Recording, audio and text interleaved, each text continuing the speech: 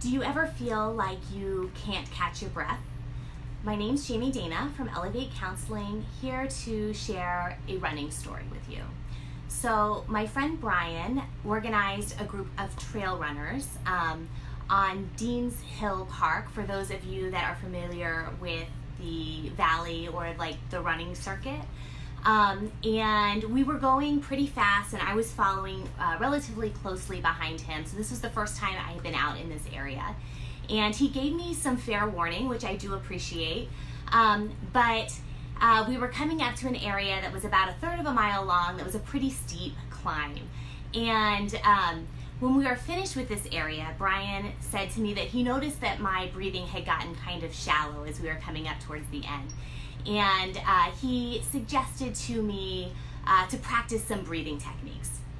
So I laughed, and in what I imagined was a light-hearted way, but might have looked more like a zombie death glare, I told him that I basically teach breathing skills for a living as a therapist that specializes in managing and treating anxiety. I do a lot of deep breathing with clients that I work with in my practice, right? So, the reality about the situation was that I had been running for 45 minutes in the desert heat, right? And I was using a new skill. I hadn't run out in the mountains of Arizona. My body was overtaxed, and come to find out, I went to one of my favorite running stores later in the week, and a runner had overheard me talking about this particular trail, and it turns out that this area on Dean's Hill is referred to as Puke's Peak. So thanks a lot, Brian. It turns out I'm not the only one that struggles with this particular part of the hill. So, I was breathing shallowly because my body needed oxygen, okay? My body was overtaxed, and I, have lots of tools in the toolbox, but when you're on Puke's Peak, your body will take over.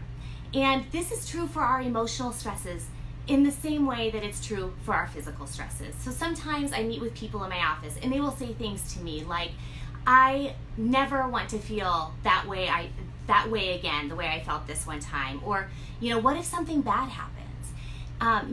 Guess what? Bad things will happen.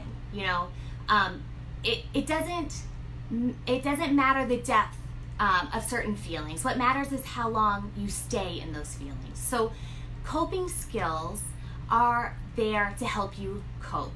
It doesn't mean that you are going to avoid problems or emotions. You're not going to avoid them altogether, but it does mean that it will be easier to pick yourself up and continue to move forward down the path, okay? So my takeaway for you is to know this: certain experiences are meant to be hard to go through. A close friend or a family member's death, losing a pet, a breakup, another kind of loss, Pike's Peak, using your coping skills, you're remembering to breathe, doing your best and regrouping when you have a chance. That's what's important. The next time I go out and run Pike's Peak with Brian, it will be a little bit easier because I know what to expect, but it's still going to be a challenge, and I look forward to it. So until next time, keep doing, keep being, and keep growing, and thanks. Bye.